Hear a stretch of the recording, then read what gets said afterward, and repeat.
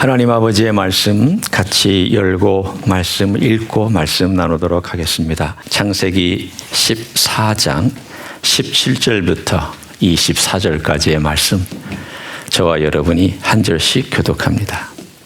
창세기 14장 17절 말씀부터 같이 교독합니다. 찾으신 줄 알고 제가 먼저 읽습니다. 아브라함이 그돌라오멜과 그와 함께한 왕들을 쳐부수고 돌아올 때에 소돔 왕이 사회의 골짜기 곧 왕의 골짜기로 나와 그를 영접하였고, 살렘 왕 멜기세덱이 떡과 포도주를 가지고 나왔으니 그는 지극히 높으신 하나님의 제사장이었더라. 그가 아브라함에게 축복하여 이르되 천지의 주제이시오 지극히 높으신 하나님이여 아브라함에게 복을 주옵소서. 너희 대적을 네 손에 붙이신 지극히 높으신 하나님을 찬송할지로다 하매, 아브라함이 그 얻은 것에서 10분의 1을 멜기세덱에게 주었더라. 소돔 왕이 아브라함에게 이르되 사람은 네게 보내고 물건은 네가 가지라. 아브라함이 소돔 왕에게 이르되 천지의 주제이시오 지극히 높으신 하나님 여호와께 내가 손을 들어 맹세하노니 네 말이 내가 아브라함으로 치부하게 하였다 할까 하여 네게 속한 것은 실 한 오락이나 들매끈 한 가닥도 내가 가지지 아니하리라. 오직 젊은이들이 먹은 것과 나와 동행한 아넬과 에스골과 마므레의 분깃을 제할지니 그들이 그 분깃을 가질 것이니라. 아멘. 멜기세덱이라는 사람이 나옵니다. 여러분은 멜기세덱을 성경에서 한 3군데 정도의 본문에서 찾을 수가 있을 텐데, 익숙하기도 하고 익숙하지도 않은 인물입니다. 여러분이 유대인이나 또는 서양 사람 중에 멜기세덱이란 이름 혹시 들어보셨습니까? 일반 사람 중에. 저는 제 살아있는 동안 현재 이 사람들 중에 멜기세덱이라는 이름을 가진 사람을 만나본 적이 없습니다. 심지어는 예수라는 이름을 가진 사람을 만났습니다. 이 라틴 사람들에게는 예수라는 이름을 가진 사람들 생각보다 많이 있습니다. 그런데 이 멜기세덱이라는 이름을 가진 사람은 저는 한 번도 만나보지 못했습니다. 그만큼 익숙하지 않은 사람이에요.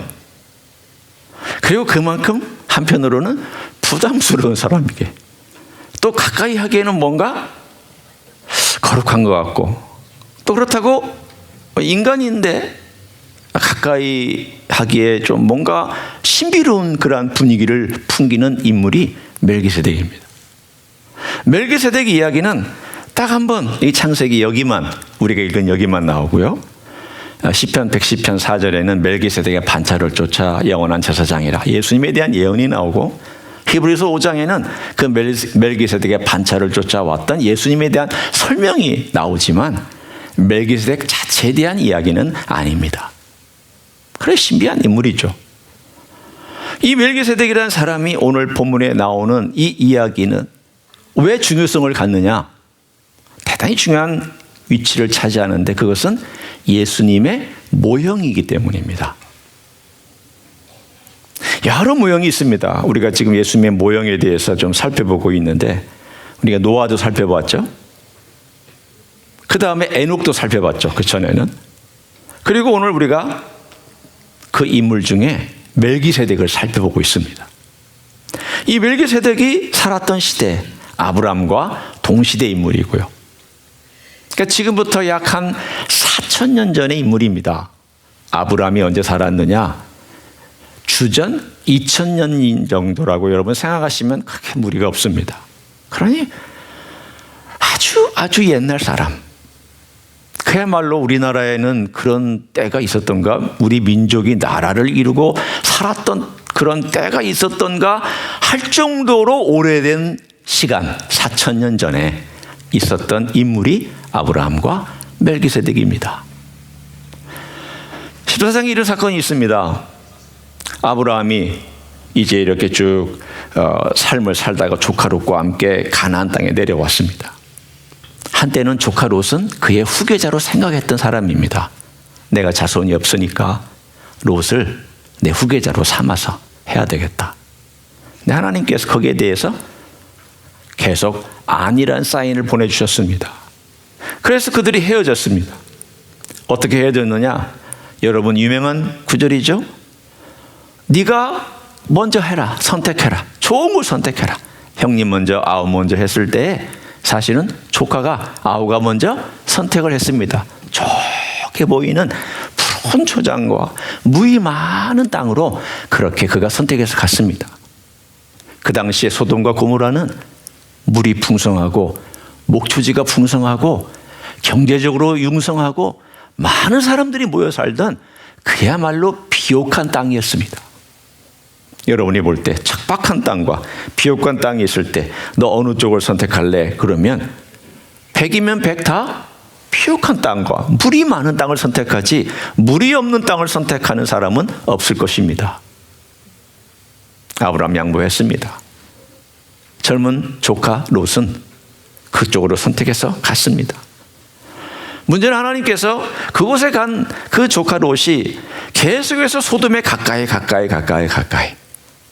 살다 보면은 편리하니까 좀 더 가까이 가잖아요. 가까이 가고 있는 그 롯에게 오늘 이 14장의 사건을 통하여 강력한 경고를 주셨습니다.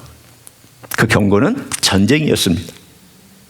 저 메소포타미아 근방에 있었던 네 왕의 연합군과 그리고 요 남방에 있었던 소돔과 고모라를 중심으로 한 5 왕의 연합군이 전쟁을 벌였습니다.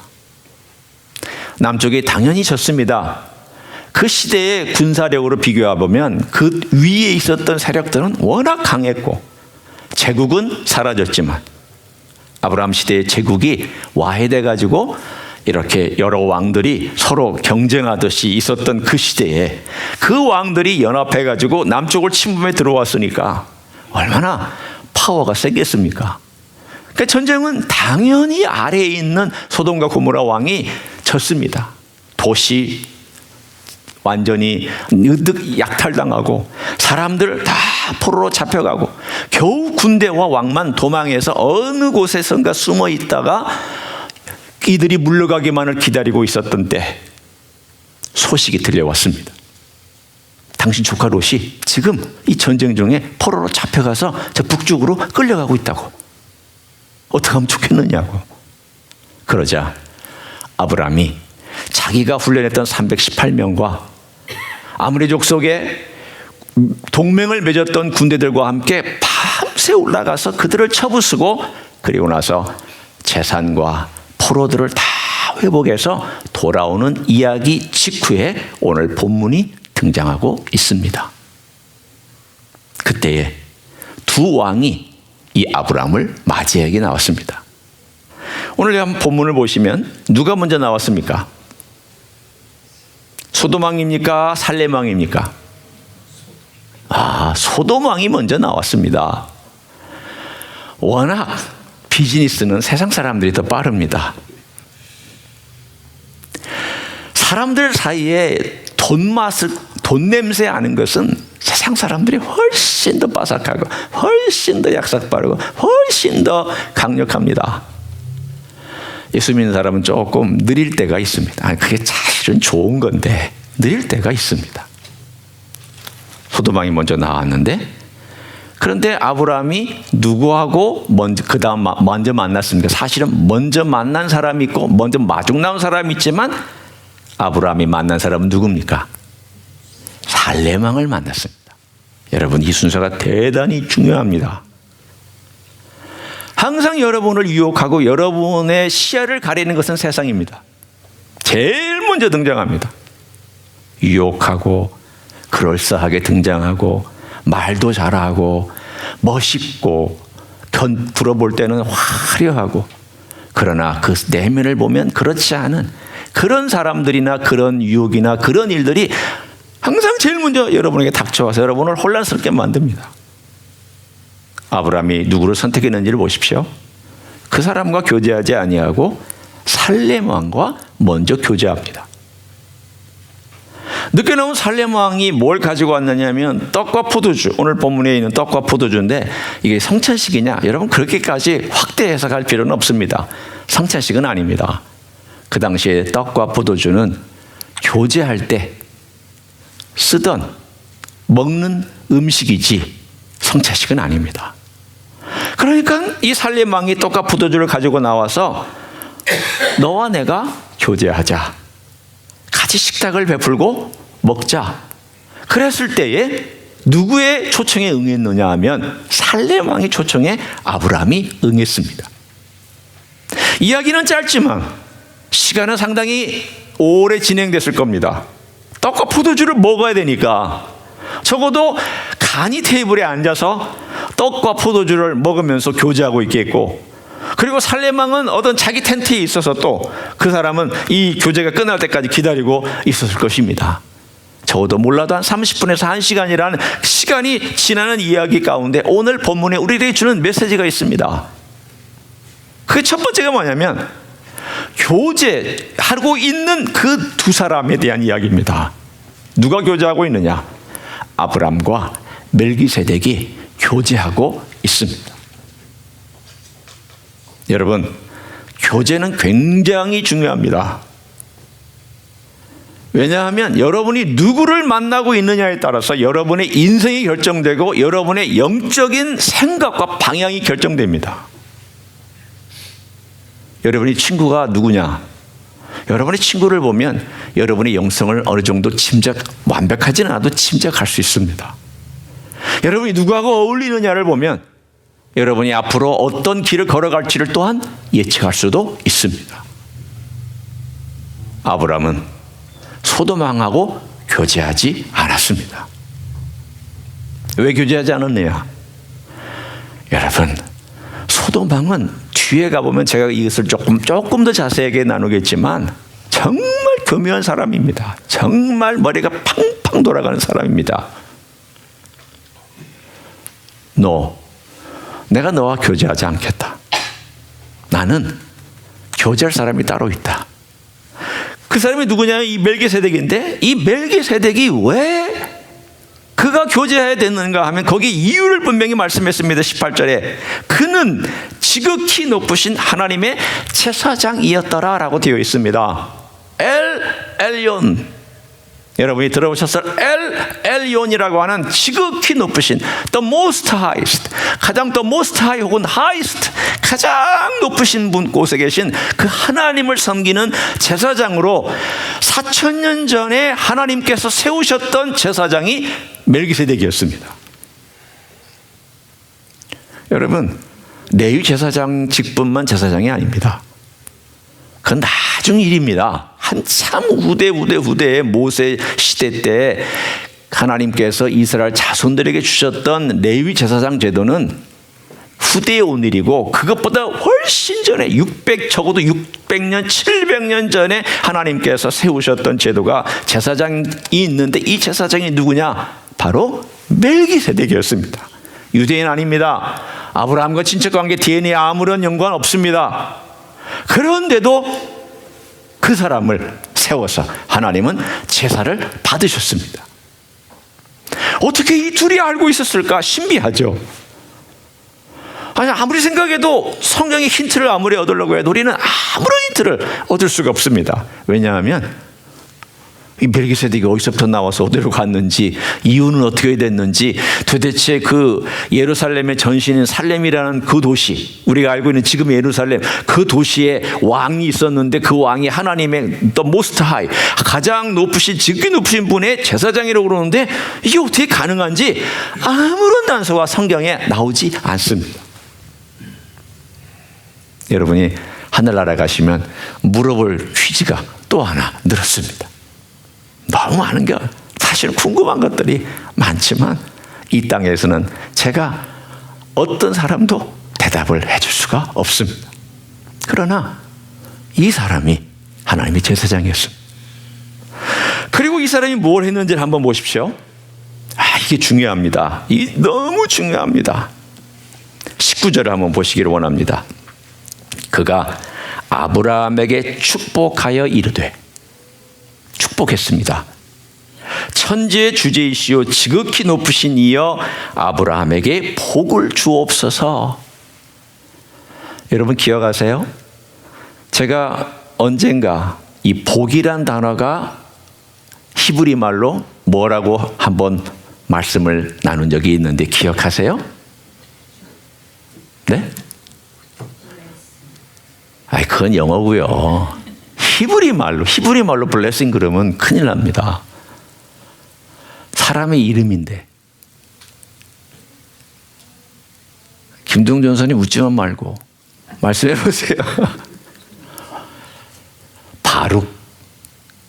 바룩 기억하세요? 바룩? 에레미야 시대에 에레미야를 도와서 서기관으로서 그를 도와줬던 바룩이라는 요 단어가 복이라는 단어예요. 축복. 오늘 여기에 썼던 단어가 바룩이에요. 멜기세덱이 아브라함에게 바룩했다는 거예요. 그러면 바룩을 선언한 사람과 이 복을 받고 있는 사람과 권위 면에서 누가 더 높아요? 준 사람이 높죠. 아브라함은 그 권위 아래에 있던 사람입니다.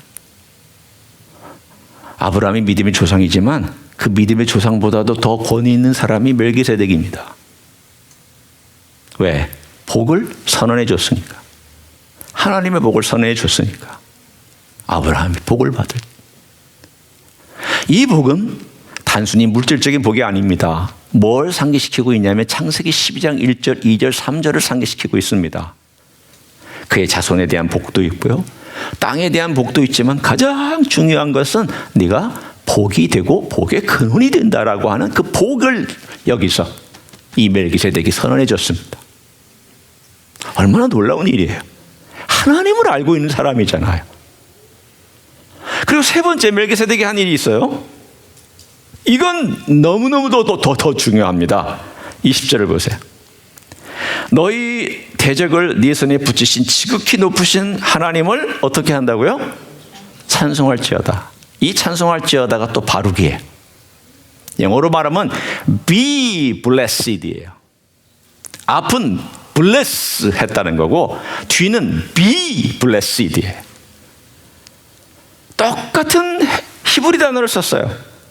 그런데 이게 번역될 때 이렇게 번역이 돼야 되는 거예요. 하나님이 우리를 축복할 때는 축복한다죠. 또 제사장이 백성을 축복하는 데 축복한다예요. 그러나 이게 하나님께 쓰일 때는 칭송한다는 단어가 되는 거예요. Be blessed. 똑같은 히브리 단어를 가지고 위에서 아래로 내려올 때는 축복한다지만 아래에서 위로 올라간다는 축복이 안 되니까 내가 어떻게 하나님을 축복해요? 말이 안 되잖아요. 하나님 영광을 받으십시오. 칭송을 받으십시오. 그 이름이 복됩니다 라고 내가 인정해 드리는 거예요. 그게 바로 칭송이에요. 오늘 여기는 찬송이라는 말로 번역했지만 이 단어를 명확하게 성경에서 자주 쓰는 단어로 번역한다면 칭송 받으시기에 합당하다라고 얘기를 해야 됩니다. 뭘 말씀하고 있습니까? 이 사람은 정확하게 알고 있습니다. 이 일이, 이 승리가 누구에게서 온 거냐? 아브라함도 아니야. 네가 똑똑해서도 아니야. 네가 기습 공격을 잘해서도 아니야. 네가 잘나서가 아니야. 이건 하나님이 주신 승리고 복이야. 그래서 하나님 칭송 받으시기 합당하다고. 얼마나 귀한 신앙 고백입니까? 잘 보세요. 교제를 나눴어요. 둘째, 아브라함을 축복했어요. 셋째, 하나님을 칭송했어요. 이게 멜기세덱이 했던 세 가지 행동입니다. 이 행동을 그가 듣는 순간 교제하고 축복받고 그리고 칭송하는 소리를 듣는 순간 그가 한 행동이 그 다음 뭡니까? 잘 보십시오. 20절 후반에 뭐라고 되어 있습니까? 아브라함이 그 얻은 것에서 10분의 1을 멜기세덱에게 주었더라. 이 행위가 뭔가를 한번 여러분이 깊이 생각해 보십시오. 11조, 일단 우리가 뭐 11조를 드리느냐 마느냐 요거보다도 이 11조의 의미가 뭐냐라는 거예요.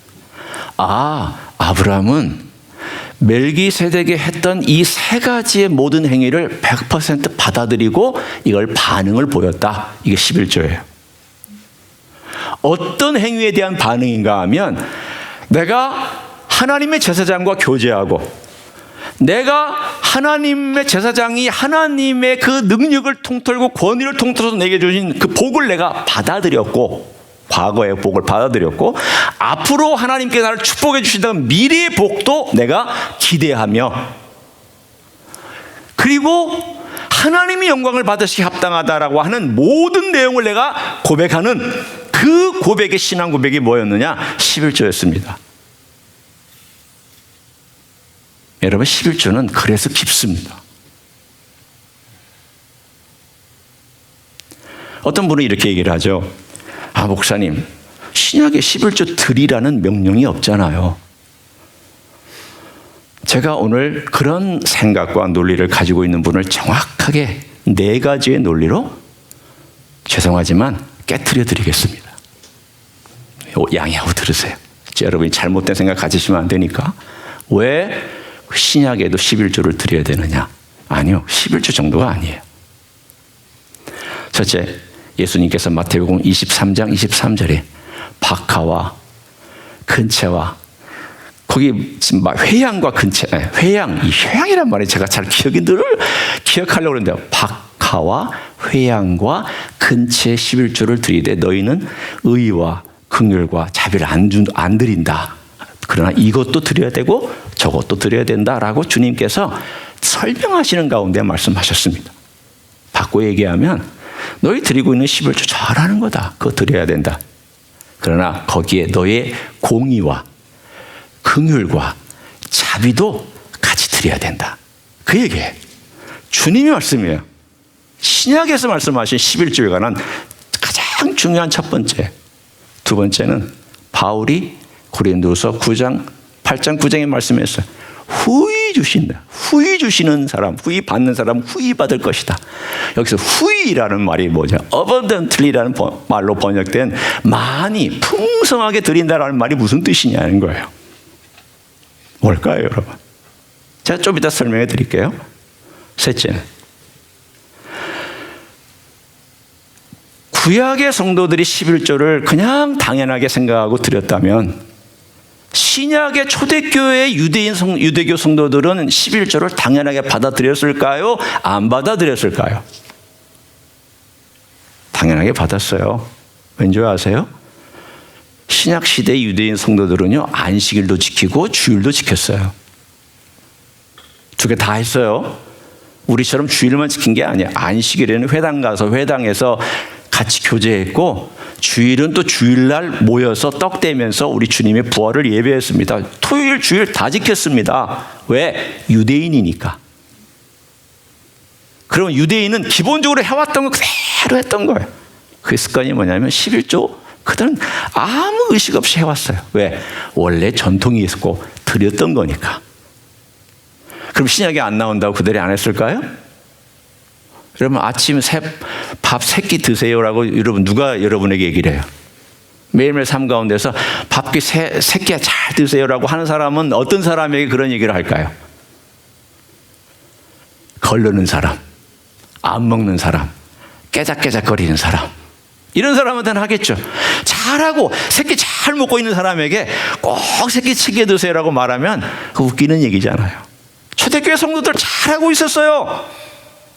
아무 문제 없었어요. 그거에 관해서는 철두철미하게 하고 있었어요. 그럼 뭐라고 명령해요? 명령할 필요가 없죠. 그러나 오늘 제가 여러분에게 그 중에서도 중요한 한 가지를 말씀드립니다. 오늘 여기서 11조를 아브라함이 드렸는데 율법 시대 이전입니까? 율법 시대에 있는 사람입니까? 답 좀 해보세요. 율법 시대 이전이죠. 율법 시대 이전에 이미 11조를 드렸네요. 그리고 율법이 11조가 있네요. 그럼 율법이 더 이상 지배하지 않고 있는 이 은혜 시대에는 우리가 뭘 해야 될까요? 다시 율법과 상관없는 이 오늘의 14장의 이야기로 우리가 거슬러 올라가서 생각해 볼 필요가 있는 거예요. 이게 율법이 아니구나. 하나님께 드리는 우리의 신앙 고백이구나. 하나님이 기뻐하는 하나님의 주권과 그분의 축복과 과거에 준 축복에 대한 나의 반응, 현재 내가 누리고 있는 이 일에 대한 건강과 이 모든 것에 대한 나의 감사, 미래에 주님께서 축복해 주실 것이라고는 기대감으로 주님께 드리는 헌신, 과거와 현재와 미래가 다 연결되어 있는 신앙 고백이 11조예요. 자, 지금부터 제가 여러분과 함께 대화를 합니다. 여러분 예 아니오로만 대답해 주세요. 신약이 구약보다 뛰어납니까?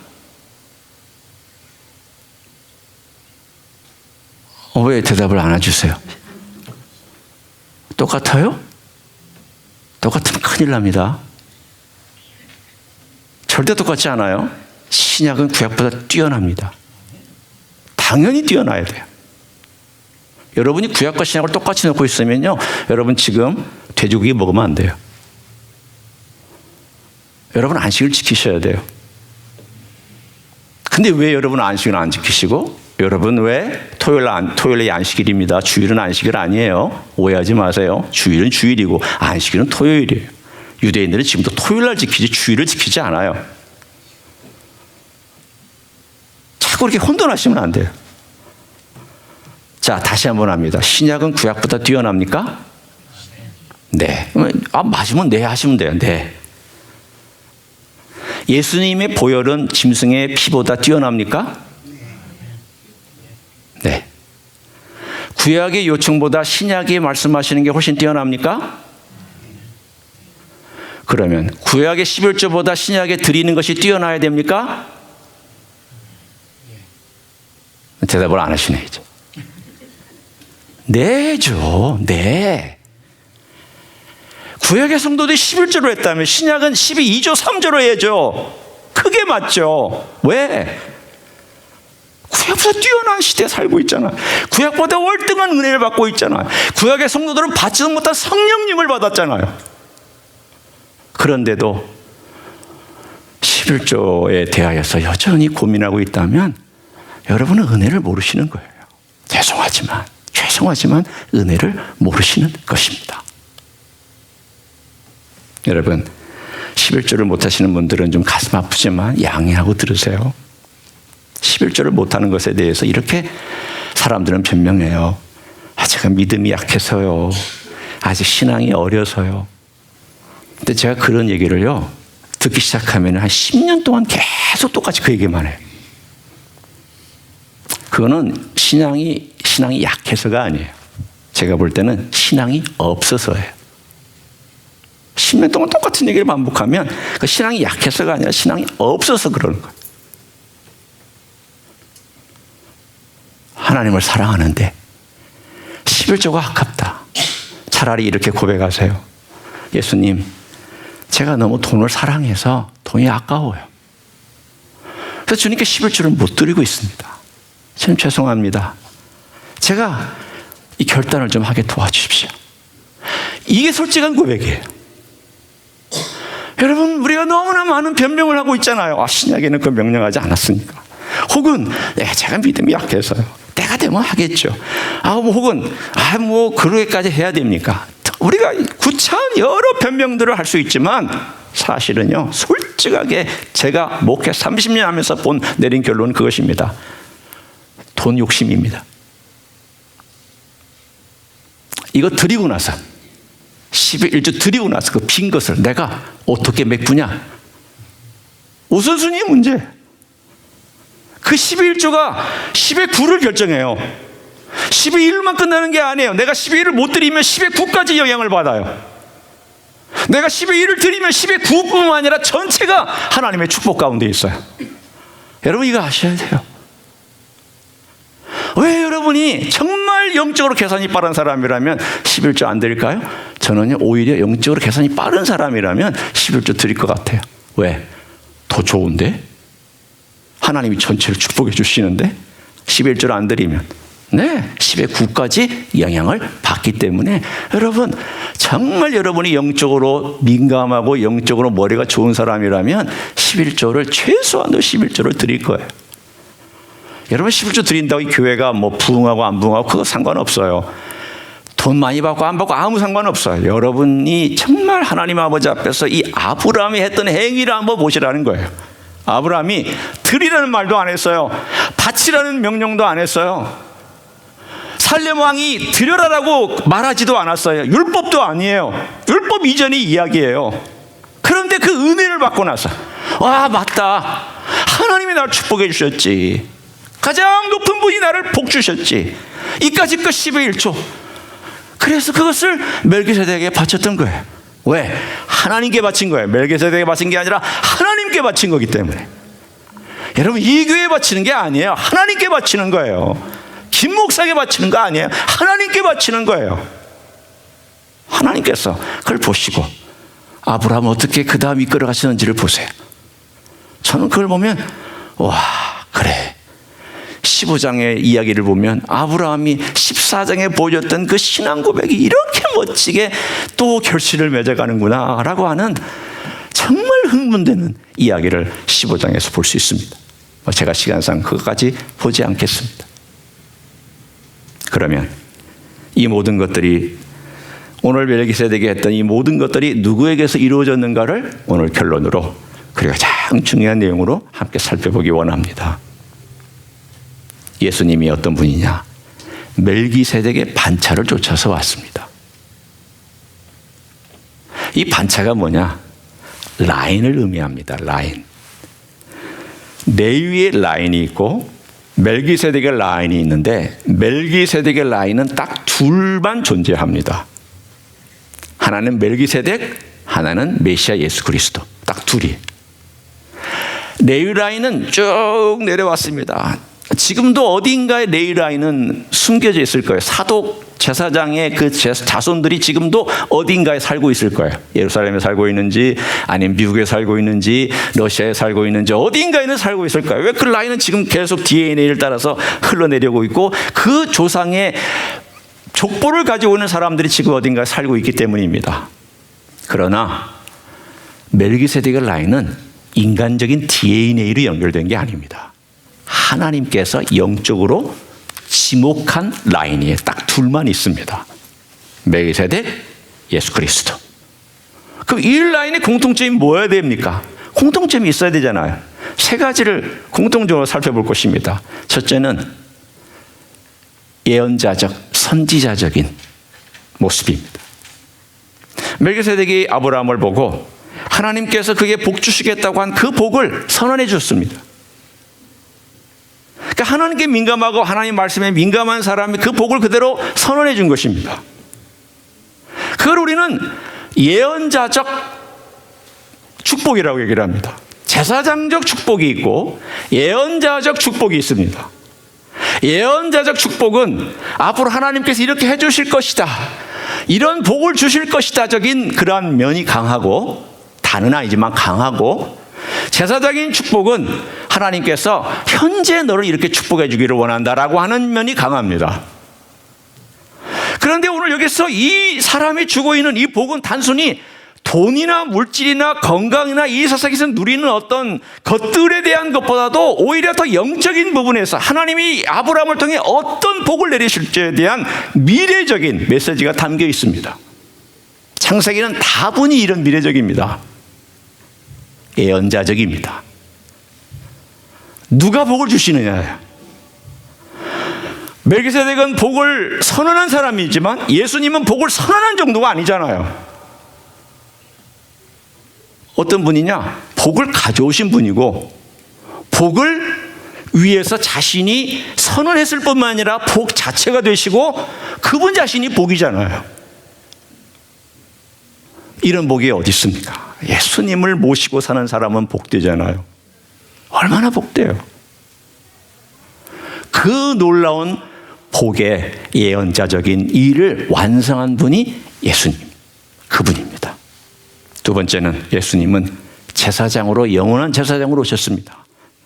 이거는 계속 히브리서 5장에 강조하고 있고, 또 시편 110편에 강조하고 있는 내용이기 때문에 제가 길게 하지 않습니다. 영원한 제사장으로 그 라인을 따라서 오셨고, 그분은 제사장일 뿐만 아니라 제물이 되셔서 우리를 복주시는 분으로 제사장의 역할을 하셨습니다.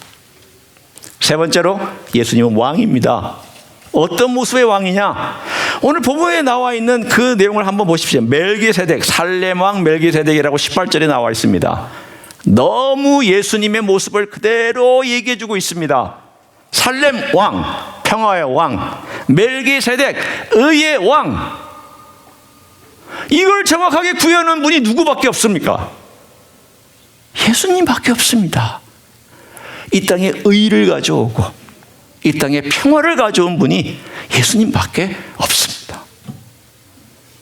자, 이 예수님께서 멜기세덱과 같은 선지자적, 제사장적, 그리고 왕 같은 이러한 모든 것들을 다 받아서 우리에게 복을 나눠주시는 분으로, 우리와 교제할 수 있는 분으로, 그리고 칭송받으시기 합당한 분으로 우리 곁에 계십니다.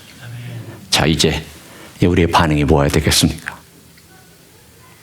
네, 소돔만 가까이 하면 안 됩니다. 자, 제가 읽어드립니다. 21절부터. 기다렸다가 소돔 왕이 이렇게 교묘하게 얘기를 합니다. 소돔 왕이 아브라함에게 이르되 사람은 내게 보내고 물품은 네가 가지라. 선심 쓰고 있어요. 이 선심을 써야 됩니까? 안 써야 됩니까? 사실은 쓸 수 없어요. 왜냐하면 이 물품을 뺏어온 사람은 아브라함이기 때문에 사실은 당연히 아브라함 거예요. 그런데 소돔은, 왕은 자기가 주는 것처럼 얘기를 해요. 그런데 이 대화가 성립이 되기 때문에 찜찜한 대화가 되는 거예요. 이걸 받아들이면. 이 소돔 왕이 아무 말도 안 했으면 찜찜하지 않아요. 그런데 이 사람이 말을 했다는 게 뭐냐면 뭔가 거래를 하고 있다는 거예요. 어떤 거래? 악한 거래예요. 아브라함을 자기 편으로 끌어당기든가, 적어도 아브라함이 나로 말미암아 돈을 벌었다, 부자가 됐다라고 하는 말을 주변의 평판 사람들 가운데 평판을 얻게 하는 이런 찜찜한 이야기가 나온 사건 속에서 아브라함은 나 네 거 안 갖는다. 손해보더라도 난 네 거 취하지 않겠다. 찜찜한 건 내가 취하지 않겠다. 여러분, 이 세상에서 여러분의 양심과 마음과 신앙을 찜찜하게 만드는 것은 취하지 말아야 됩니다. 거의 99%는 여러분을 유혹하는 것들입니다. 찜찜한 이 사건에 대하여 아브라함은 얘기했습니다. 나는 너와 교제하지 않는다. 나는 네 물건 받지 않는다. 네가 나를 얘기하면서 내가 아브라함에게 부자 만들어줬다는 이 말조차 나는 듣고 싶지 않다. 내가 의지하는 분은 네가 아니다. 하나님이시다. 그래서 내가 하나님께 11조를 바친 것이다. 내가 물질이 있고 없고를 상관하지 않냐고, 내 로열티, 나의 충성과 나의 사랑과 나의 모든 것의 대상은 너가 아니다. 세상이 아니다. 물질이 아니다. 너가 아니야. 나는 너의 물건 가지고 아쉬워하지 않아. 이것 가지고 내가 부자가 되는 건 난 그거 원치 않아. 내가 가난하더라도, 내가 없더라도 나는 하나님께 충성할 거야. 얼마나 멋진 신앙. 멜기세덱이 예수님의 모습이라면 아브라함은 우리의 모습이에요. 멜기세덱이 예수님에 대한 모형이었기 때문에 우리는 그러면 누구를 따라가야 되느냐? 아브라함처럼 따라가야죠. 그게 우리 오늘의 레슨입니다. 예수님이 멜기세덱처럼 오신 분이고 멜기세덱보다 더 훌륭한 완성한 분이시구나. 그럼 내가 그분 앞에 있을 때 나는 어떻게 반응을 보여야 되느냐? 오늘 여러분은 아브라함처럼만 하시기를 축원합니다. 더 축원드리고 싶은 것은 아브라함보다 더 잘하시기를 축원합니다. 이건 좀 약하시네요. 그렇게 하셔야 돼요. 여러분, 신약에 살고 계시잖아요. 구약의 사람보다 더 많은 은혜를 받고 계시잖아요. 그럼 그 감동과 감사가 아브라함이 드린 것보다 더 해야 되지 않을까요? 기도하겠습니다.